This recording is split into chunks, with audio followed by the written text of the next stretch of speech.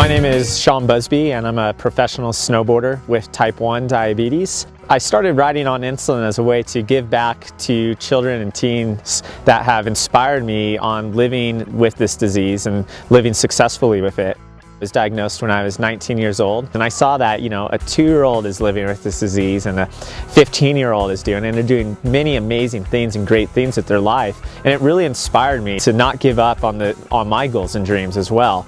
And so that's where riding on insulin came about. My passion is snowboarding, so as I learned how to manage this disease in a winter environment where you can have things such as altitude, humidity, and climate all play a role, use those tools and tips that I learned and share them with others. And so that was my way of being able to do my part in the diabetes community. We're here with a bunch of campers that are of various ages and various abilities. We like to know that they become familiar with how their body interacts in this winter environment.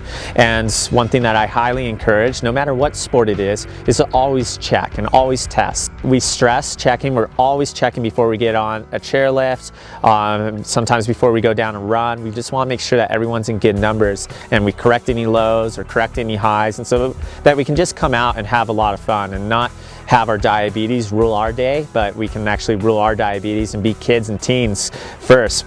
Living with a chronic disease, you can deal with burnout or having some form of depression as well, and that's commonplace, I'd say, with any chronic disease. And so having someone that you can speak to and someone that you meet through camp that understands what you're going through, I find to be the next best medicine besides insulin to deal with type 1 diabetes. With riding on insulin, one of our other main goals is to provide this as a community opportunity for parents to meet other parents, teens to meet other teens, kids to meet other kids, so that they can develop relationships outside of camp and they can continue those relationships of living with diabetes and living successfully with it wherever they may go.